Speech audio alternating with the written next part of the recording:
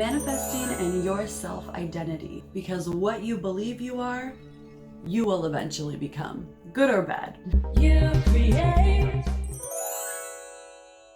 Hey guys, welcome back to the channel. But if you're new here, my name is Taylor. I am a singer-songwriter, music teacher, manifester, and I am here to help you create a life that you love, because I truly believe it is possible. So today, on the topic of manifesting, I want to talk about your self-identity and how what you identify as, you will eventually become. I'm going to talk about why that is, and I'm going to illustrate how that happened in my own life. And unfortunately, it was not an identity that I wanted to have.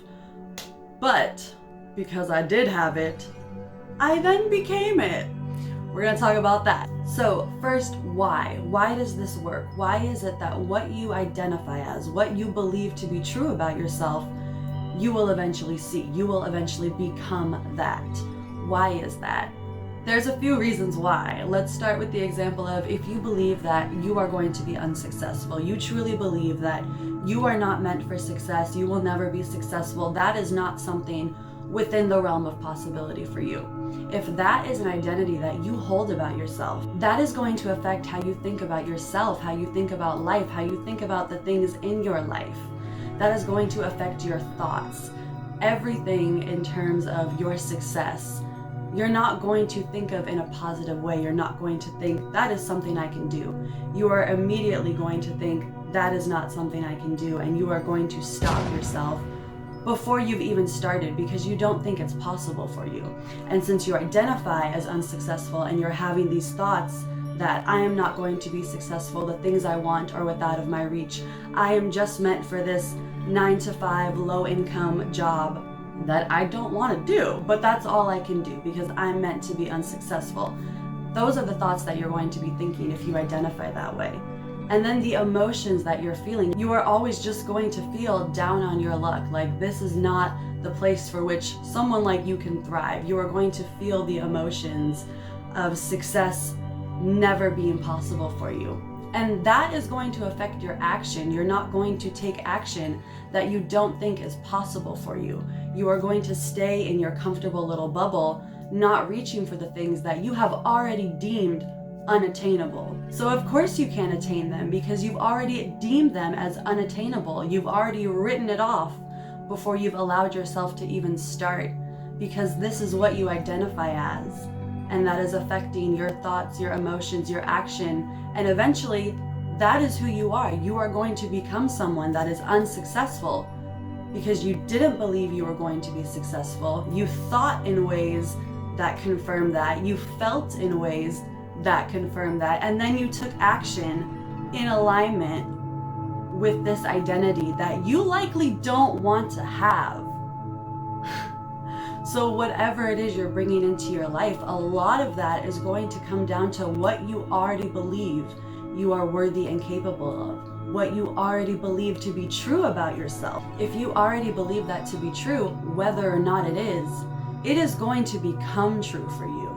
And if you already believe that to be true, even if it's something you can change, you will never change it because you don't believe you can, because this is the identity that you now hold, and you would rather hold on to that identity than let it go and become the person that you actually want to be. Your identity, how you view yourself,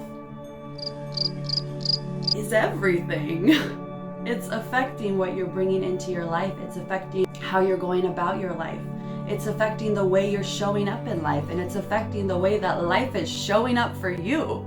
So become aware of these identities that you hold about yourself, whether they are good or whether they are not so good, because whatever one it is, that is the one that you are going to see in your life. That is what you are going to bring into your life, because you have already claimed it. You have already claimed it as your own.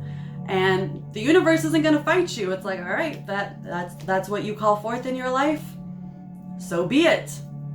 But if you don't want that to be the case, then change that. First, become aware. What is it you currently identify as? And how is it propelling you forward? Or how is it holding you back? You need to become aware of the identities that you hold about yourself, about your future, about who you are, before you can work to change them, to make them in alignment of the things that you do want to bring in. Because as I said in my video, How to Manifest 8 Simple Steps, I'm a big believer that we are already manifesting all the time, and how we don't realize it because we're busy thinking the same thoughts, feeling the same emotions, doing the same things, and then bringing in all the same things aligned with that, aligned with what we've already been doing. And all of that is stemmed from what we believe about ourselves, how we identify as. If you identify as stupid, you are not going to reach for things that you think you're not smart enough for.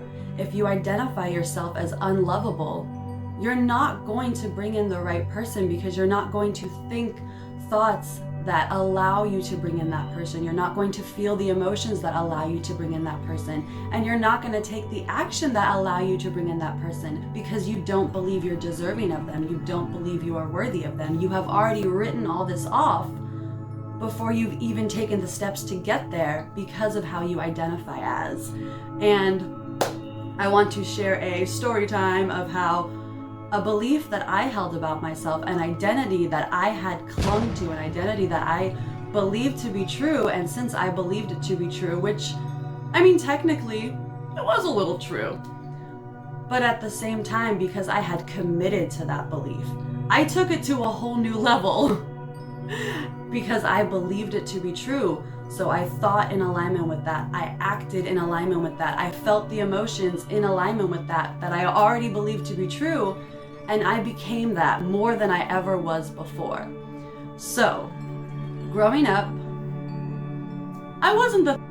Subscribe and stay tuned for part 2, where I share how my believed identity shaped who I became. I hope this helps. As always, keep creating a life that you love. Check out my last 2 videos on manifestations, How to Manifest 8 Simple Steps, and 5 Reasons Why Your Manifestations Aren't Working. We did talk about your self-identity a little bit in that one, but there are 4 other reasons, so definitely check both of those out. And if you're not already, follow me on Instagram and TikTok at taylor.voice. On Instagram, I post daily motivational stories, so check those out. And if you haven't already, I don't know what's wrong with you, but it's okay.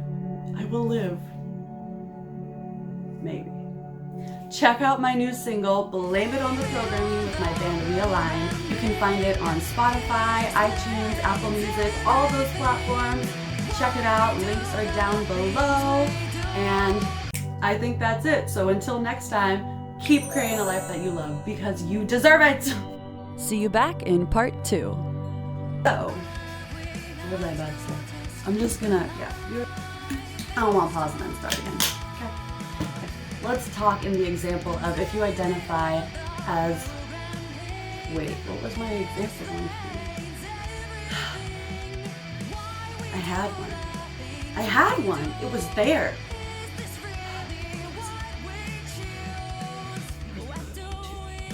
Perspective on life in general. Okay, come on, brain.